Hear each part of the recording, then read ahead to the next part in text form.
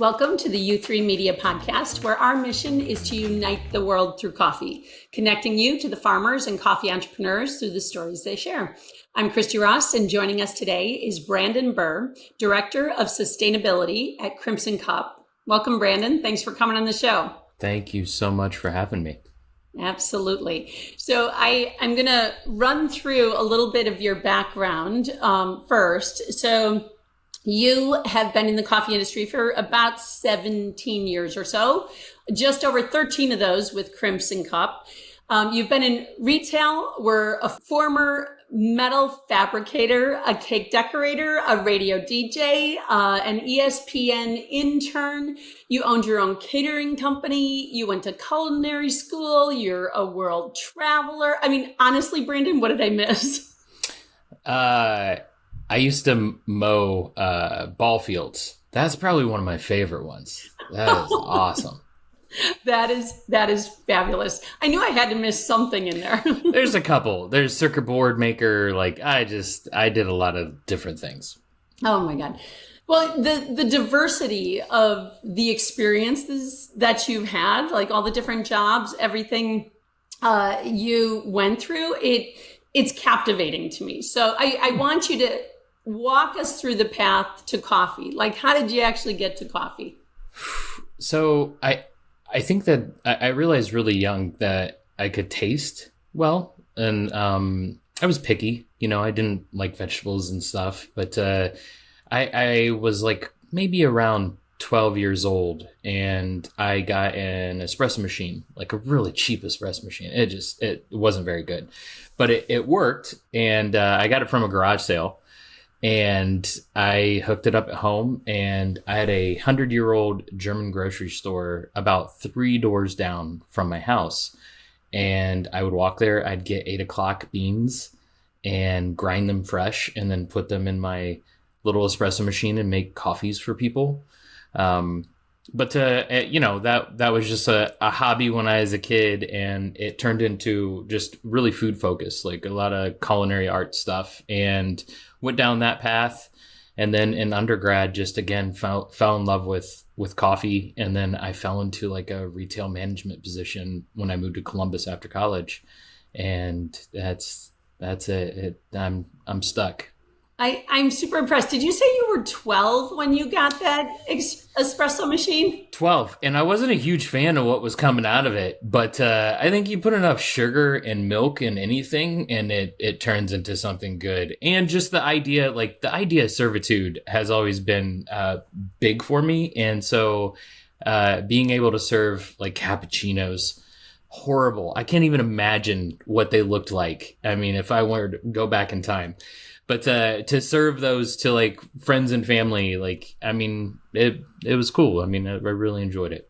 That is very cool. I wish you had some pictures of those. My daughter would make marshmallows in water, and as a mother, I would go, "Oh, this is fabulous!" Right? I mean, it's one of those things that you wondering whether you've actually made something good or not. So and of course the cream and sugar, I feel like, is the American way, and I don't feel bad about saying that. It is what it is. But okay, so looking at all of those job experiences, which one of them would you say helped you the most in coffee so far? I would, it was probably for a period of time, I would work the afternoon shift, where it was just, there weren't a lot of customers, at like a Bob Evans in my hometown. And I was the waiter, I was the host, and then some days I would cook and clean as well, do pretty much everything because, there just weren't a lot of customers. I think that really prepped me for coffee because, again, the servitude part. So being able to talk to people and learn how to create relationships, because it sounds kind of icky, but like when you're a waiter, you kind of have to put on an act, and you have to, that your wages are going to come from that tip. So you got to be as bright and sunny and positive as possible, and learn how to read people so that you don't, overstep give them too much service or understep and give them, not enough service. So I think that ability to, the emotional intelligence to read other people and to understand how to control your own emotions so that you can project positivity, it really led me to a successful career in coffee. Yeah, no, I love that answer. I waited tables in college, and I actually used to describe it as that. It's like acting. You get Yep. out there, and no matter how you're feeling that day, you get out there, you perform, you make people feel good and happy, and yeah. And emotional intelligence is important. I feel like that's important in any business, but particularly in customer service. Okay, so if you didn't go into coffee, which area do you think you might have pursued? I love carpentry. Like I've done a lot of the carpentry around my house, and I have a nice wood shop, and I used to do carpentry in coffee. So I'd like build pour over stands, and I did a lot of stuff for Crimson Cup and a few other people in the past. So maybe carpentry, but I mean, just driving around, I said it yesterday, driving around, looking at people mow. It's like, man, I could mow for the rest of my life. I would just, if I were to retire, I would just want to get a right on mower and just, that's the best. You could get a job at a golf course. I mean, you'd be mowing all day, every day. Right. I mean, and then like the practical point comes in that maybe mowing isn't super sustainable and isn't a good practice for the earth and so like, I would overcomplicate it. So maybe carpentry with reused wood. Okay. There, I fit it all in. That's perfect. Well, so let's actually talk about Crimson Cup a little bit, because when you joined, did they actually have a sourcing program or department already? So our director of operations at that point, Dave, whom I still work with, he was pretty much the sole guy that bought coffee, and it was from brokers. There's nothing wrong with that, but there wasn't anything crazy, anything to write about, I guess. And then when I came in, I asked a bunch of questions like, hey, where do we get this from? Where do we get this from? Who do we get this from? Coming from a small farming community in Indiana, as like, I know that there's people behind these products. Do we know who they are? And so, yeah, we kind of switched focus and changed it up and tried to make more relationships and understand a little bit more about like the entire value chain. So then how did you lay out the criteria for sourcing? And how did you balance, really call it the needs of the company, with a more expensive sourcing plan? I guess I'll say it that way. Well, I guess that was the thing, at the time when I went into Crimson Cup, I had started my master's program, my MBA, and I knew that I had to focus on making sure that we were within budget and that we were sensitive to prices. But at the same time, I had to figure out, well, how do we balance both of these two things, doing things really sustainably and doing things, that make sense for the business. And so early on, I realized, that was like my entrance into sustainability. And early on, I realized that sustainability is actually the cost savings department. A lot of things that you do that are sustainable actually will save you money in the long run or even in the short run. And so it was just conversations. Dave, like my coworker, just crushes numbers. He understands how to work numbers and how to move coffee very efficiently. And so he would save us money there that we could then, push towards the producing side. So it was all a balance and a lot of learning, because there weren't a ton of examples of people doing it. And if they're doing it, they're not being super transparent about purchasing, because that's a competitive advantage. Yeah, sure. So then how does sustainability fit with sourcing? And does that filter through other initiatives like in the company at Crimson Cup? For sure. So for me, we realized early on, like when I first started at Crimson Cup, I realized early on that, getting one coffee one year that's really good, and then trying to get it the next year, if there's no relationship behind it, then it's just a shot in the dark. Like you don't know if you're gonna secure it. What we realized early on is to create like sustainable purchasing, we have to not only take care of the entire value chain and make sure that people get paid what they deserve to get paid, or at least close to what they deserve to get paid.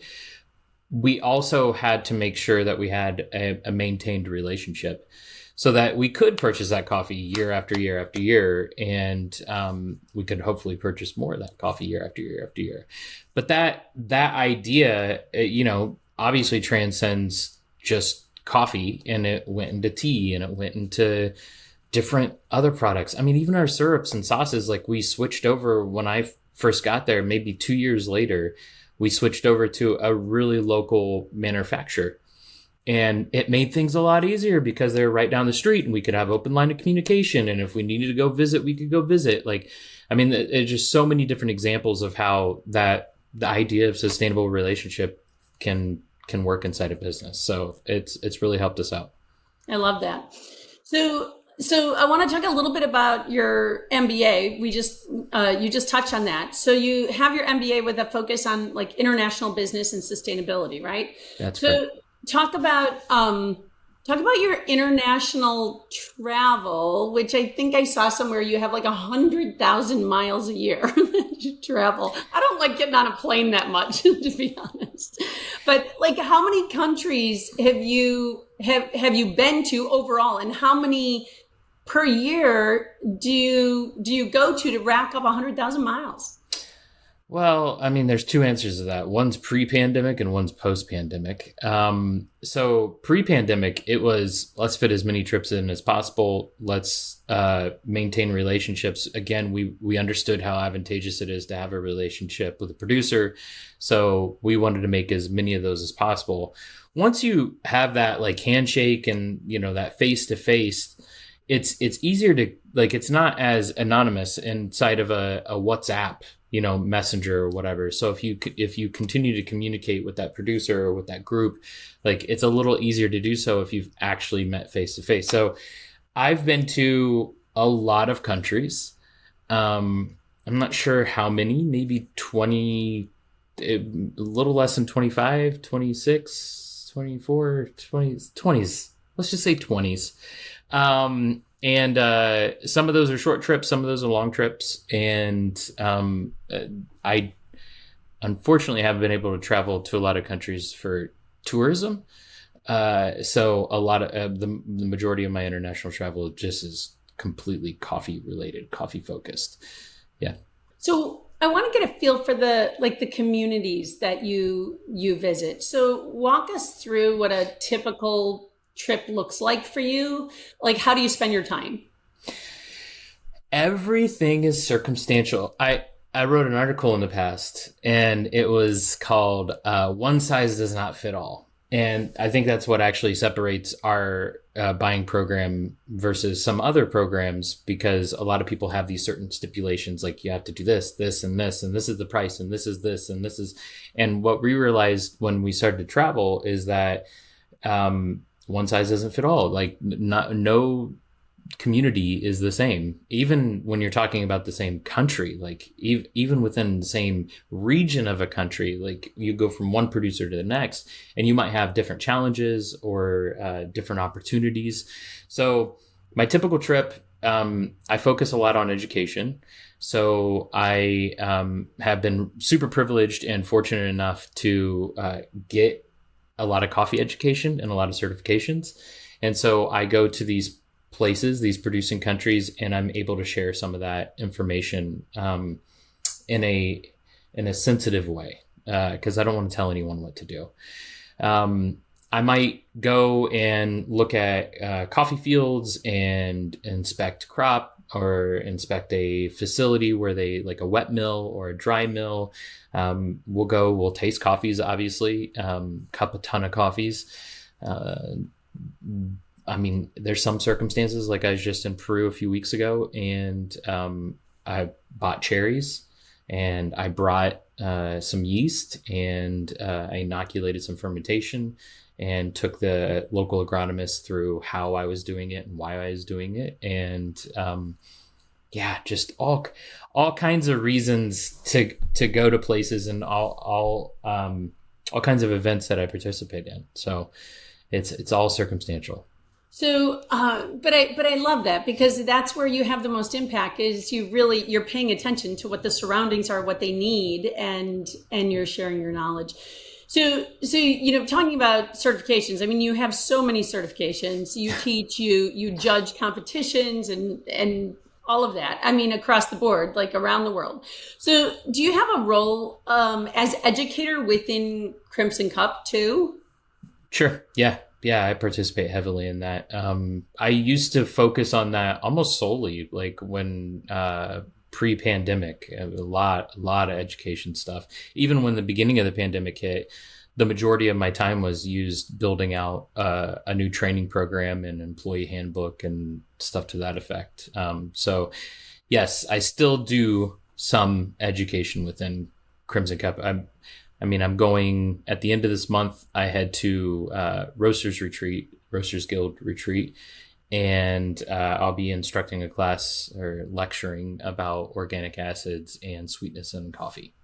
So still a lot of education. That is my first Roasters Guild that I will be attending, so I'll get a chance to meet you in person. You're going to be there. I'm going to be there. Oh, you're going to have to listen to this boring class about acids and sweetness. Oh, I'm so sorry. I need it. Let's talk about you as an external educator a little bit. If you were to pick an area of coffee education that needed the most help, if you will, what area would that be? What do you think needs the most help for both professionals and, let's just call it, the end consumer? Oh, for the end. So we're talking about two different things. So in my head, the first thing that hit was marketing. I have a bachelor's in marketing, and for me to go to a producer and say, "Hey, this is how we're going to market your coffee so that you can sell your coffee for more money and get what you deserve for the product that you're producing," kind of sticking it to the consuming countries, like, because the balance has always been wacky, right? So if someone knows how to actually put their product into the market and sell it in a better way, I think that's where I would like to spend a lot of time and resources on. For consumers, kind of a similar thing, but the opposite side of the coin, educating consumers on how much work it takes to get a cup of coffee. I have this speech. It's like 5 minutes or so, and it takes people through the different hands that touch coffee. And I typically do like Central American or something like that, where I describe the entire value chain. And I mean, I make people cry because it's so impactful, and I'm so dramatic about it. And I wish that I could do that speech in front of 5 million consuming people that consume coffee, because I think that it really makes an impact, and people are going to be more willing to purchase coffee for a higher price.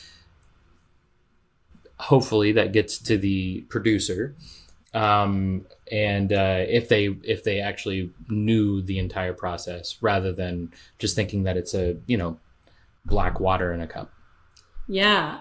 We're going to have to do that with you. We're going to have to get your speech on film, get it out there to all those people. Because I think the other thing too, when I'm talked to a number of other people in the industry, I think one of the things they wish for, it's just helping the end consumer understand what goes in, how many people touch that coffee bean, and at what point. So it's exactly what you're talking about. It's and it's okay to pay a reasonable price for a cup of coffee. You shouldn't be arguing. It's okay to pay $20 for a bag of beans. Anyway.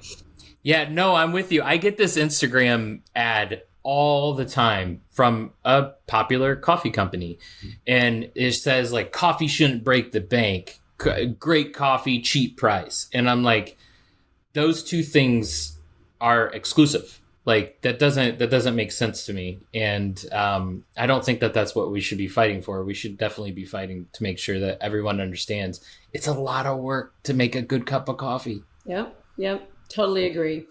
Okay. So I want to talk about your Q grader qualification status and the process and really kind of the structure, because what I understand is that it's like a week long testing process.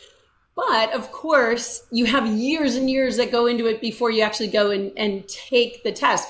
How long would you suggest someone experience sensory and coffee before they actually take a Q grader certification test? Solely based upon pass and fail, outside of my own opinion, I would say that a good 2 years of cupping coffee is a good benchmark to be somewhat prepared to take the Q. I've seen a lot of people fail that don't have that much experience or have very little experience. And that's a bummer because it's an expensive test, it's an expensive certification, and it's a lot of work. And to fail hurts. But it at the same time, if anyone took it, you would absolutely learn a ton. And that is worth a lot of money as well. So I feel as though if you want a high likelihood of passing, cup with a form for a couple years. Yeah. On a day-to-day basis, pretty much? Yeah. Like at least like a couple times a week. Yeah. Okay. Totally makes sense. Yeah. I have to prep myself because I want to take it. I want to be like Brandon Burr. I really am. I'm super impressed with you not coming from this world and jumping in, which is what I'm doing. I'm coming from a completely different industry. Okay. So you helped create the Crimson Cup Innovation Lab too. Yep. So how did that come about? And also talk about not only how it came about, but what's special about that particular lab. Well, so in 2014, we grew like once. I think the year before I got to Crimson Cup, we were on like a 10% growth trajectory, and then it went up to like 15 and then 18, and we just kept growing. And our space was like 7,000 square feet right around the innovation lab. And it wasn't the innovation lab, it was just the production facility. And we decided, hey, let's buy another building, a larger building that we can grow into. So we looked down the road like a mile and a half. We bought a like 20,000 square foot building, and that's where production is, accounting, and just all of operations. And so we're like, hey, we still need this as an office building. What are we going to do with the rest of the space? And I said, hey, let's make an SEA campus. Like if we really believe in education, let's make a space where people in the Midwest can come to and get educated, get certifications. And so we started building, and this is right around the unification time. And so it complicated things a lot, and I had to learn a ton about everything from lux, like lighting engineering, to sound engineering, to the water chemistry, just a ton of different things, and make sure that we laid out our facility in an efficient way, because we're making a pretty large investment into making a new training space. So we wanted to make it open and inviting, and I think that it's really, really special. People that come in are like, wow. Industry folks really get blown away, like on, how vast of a facility it is, and how organized it is, and how equipped it is to do any sort of coffee certification that you want. Yeah, super impressive. So this is in the Midwest. Where exactly is it? Where's it located? We are in Columbus, Ohio. Okay, perfect. So yeah, centrally located. Everybody can get to it, right? Coming from all over the US for sure. Okay, so do you still do you think that there's still room for innovation in coffee? More so, I mean, yes, more so now than ever before. I feel as though, and that, a lot of innovation is a lot of times driven by consumer behavior, right? So if consumers aren't willing, like you look at Ohio and you look at the East Coast and West Coast, it typically takes some time to trickle down into the Midwest. It did historically. Same thing elsewhere around the world. Like sometimes it takes a few years for certain trends to go to certain places. I feel as though like with connectivity that's changed and now everyone has access to the same thing and understanding of what's happening in the hip spots, which makes it easier to innovate, which makes it easier to do things, in a new way, as long as the people that are purchasing the product are going to be satisfied or they're willing to purchase something that's a little bit different. I think that's on the consuming side. On the producing side, absolutely. I mean, it's incredible to see what people are doing, having access to the internet. Connectivity has sparked tons of innovation. People have been doing the same thing historically through coffee production, like in different places, and now they have access to what other people are doing in other places, and so they're sharing. There's more information sharing, which absolutely, again, every place is circumstantial. They're able to put their own little spin on it, and that's innovation. Yeah, yeah. I when I first entered coffee, I didn't think, because it's been around forever, right? I mean, it's sort of like I come into it going, is there enough room for innovation? Like, have they done everything? I mean, you always know something can evolve or develop, but I think my eyes have been certainly open to say there's a lot of room for it. Okay, so if you had superpowers, Brandon, which I'm starting to believe you do, what is the one thing you'd change in the industry and why? Oof, that's a big question. The one thing If you got two or three, you can throw it I in think there. it's easy and it's complicated at the same time. The one thing would be, I just wish there was an overarching equality to the entire industry. And that's everything. That's representation. That's how much money people receive for different services or different products that they sell within the supply chain. That's the gambit. Like I just want people to be cool. Just be cool with each other, be honest, be transparent, be vulnerable. If we all just talk to each other like human beings, then we could get to a place where everyone could possibly be happy. It could happen where almost everyone is happy. So, yeah, I'd say equality. Okay, that's good. That's a perfect answer. Is there anything you look back on now and wish you would have known when you first started in coffee? Yeah. I've always talked, as a radio DJ when I was a kid, and as a radio DJ when I was in high school, and I just talk all the time. I love platforms to talk, and I wish I would have just shut up and listened, especially the first few trips that I took.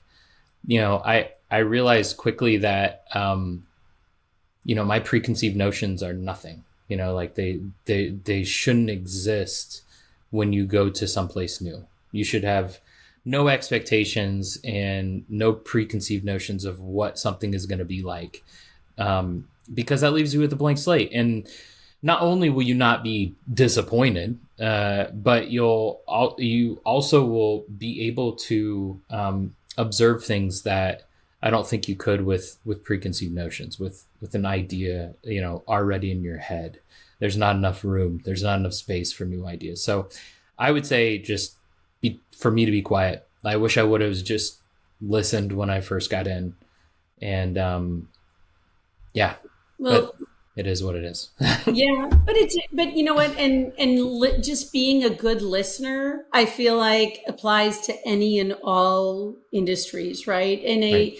I feel like that is something, in teaching my own kids, just going, hey, listen first, speak second, but make sure you come to the table with, a voice and an opinion, right? It's like balancing, make sure you listen before you speak, but also about, being active. And I have three girls. So, I mean, it's sort of there's two sides to that.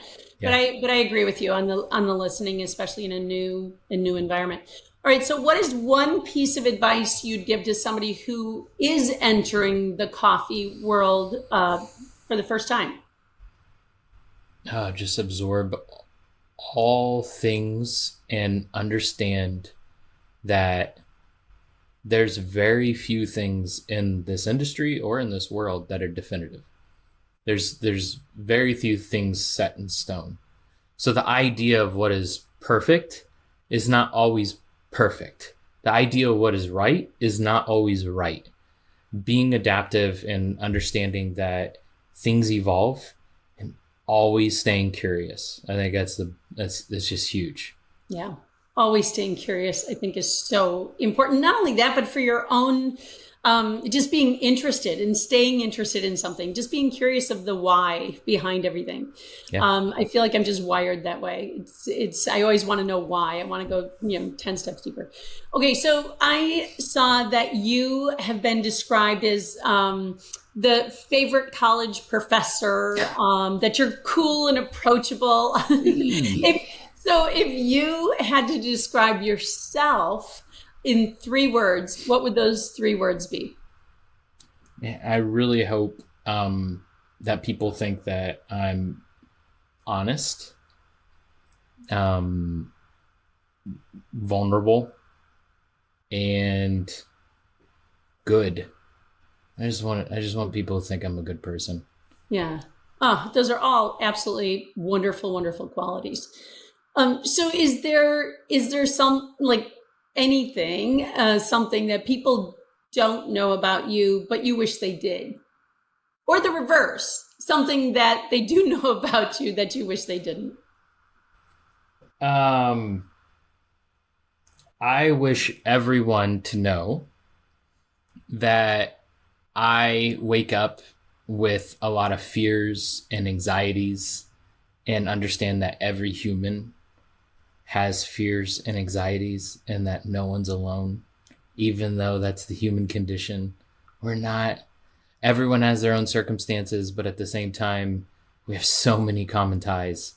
And things that I wish people didn't know, that I have a not great, super great singing voice. I had a barista, and this is the thing, is like, in my head, everyone knows this, but probably very few people know this, but I was on stage at a barista camp and sang a song, and I just had a terrible performance because I thought my partner, whom might be a past U.S. barista champion, and she didn't lead up, she didn't go, and help out maybe as much as I thought she was going to. So, it led me to an embarrassing moment where people probably don't remember that, but I mean, that was 10 years ago. And I still am like, I wish I wouldn't have sang in front of those people. I love that. Nothing but love for that person, by the way. There's no regrets and embarrassing myself on that stage necessarily with that person. So that is so funny. Brandon, I used to try to sing lullabies to my kids, and they're like, "No, Mom, that's okay. You don't have to." Yeah. You're good. That's the honest feedback we all need. No, yeah. Dad, don't sing. Don't sing, man. Okay. Oh my God. All right. So Brandon, do you have a life motto that you live by? A life motto that I live by. I mean, I like my hat, do good. But that's, who knows what's good and what's bad sometimes. I would say just be kind. Be kind. Yeah, I want to be kind to everyone. I want to love everyone, no matter how terrible they are. I want to love every single human being, and yeah, I'd say that's it. Love wins. And that is something that, strikes a chord with me. As my girls go off to college, I write like 100 life lessons for them. The very first one in that book is, just be nice, just be kind. I've actually learned just be nice is not enough. It's about being kind, which goes much deeper, right?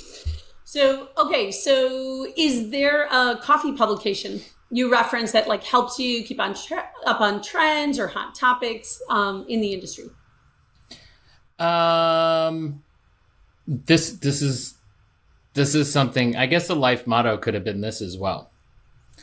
Never ask directions from someone that doesn't know where you're going. And that's my entire life. And so like, I read publications, and I probably subconsciously and consciously take different things from different publications, whether it be, Fresh Cup or Roast or Standard or like any of those. I mean, they're all wonderful publications, but I mean, just being involved in a ton of different industries outside of coffee, and, hanging out with a bunch of sustainability people, I think that I get more from those conversations than I do from industry stuff, because it's usually where innovation comes from. Something new comes from somewhere else. So, yeah. No, I got you. I'm with you. So do you have a general coffee industry stat though that you find interesting or fascinating, or that you like religiously follow its progress besides coffee futures? A stat. I think that like the one where they did, Peter focused on a lot of consumer behavior last few years. And one of the stats that came out was like 87% was the percentage of people that would make a purchase that is more sustainable than a non-sustainable purchase.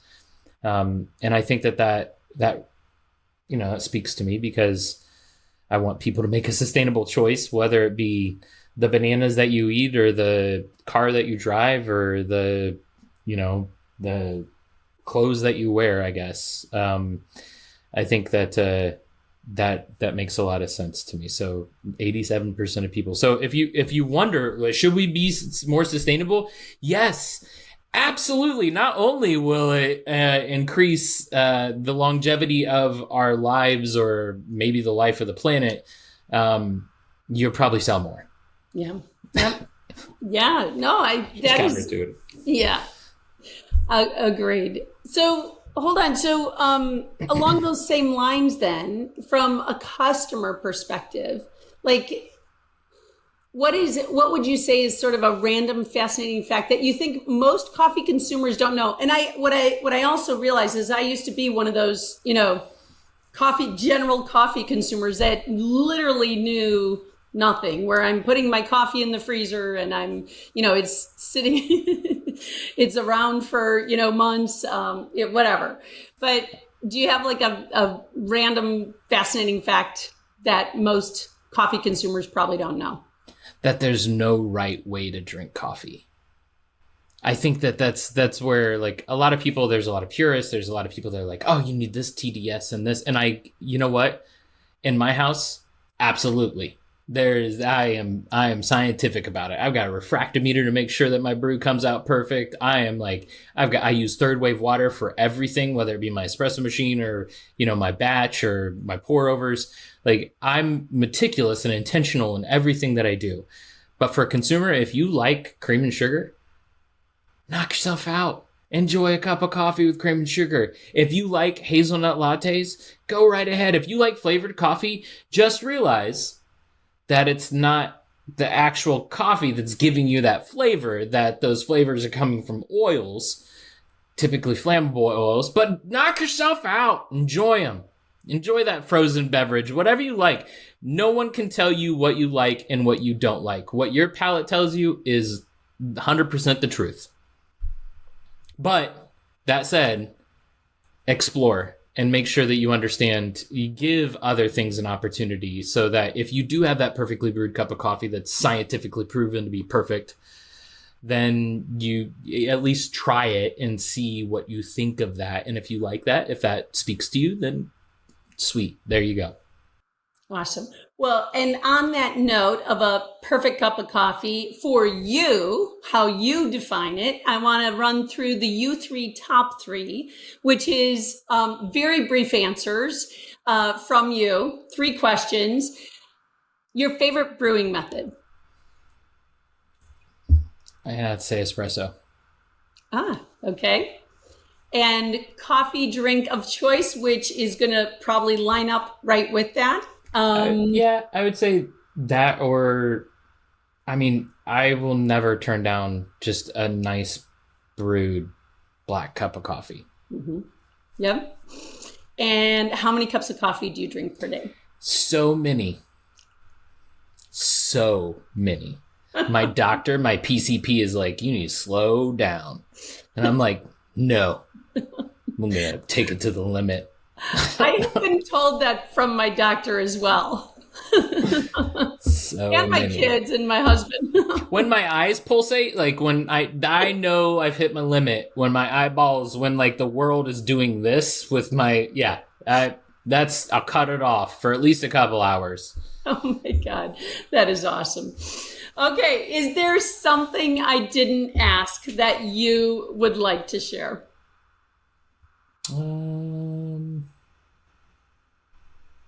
No, not that I can think of. Okay. There's some great questions. Good conversation. Awesome. I'm long-winded on some of the answers, but it's been awesome. Well, I do want to give you an opportunity to share where someone can learn more about you or about Crimson Cup.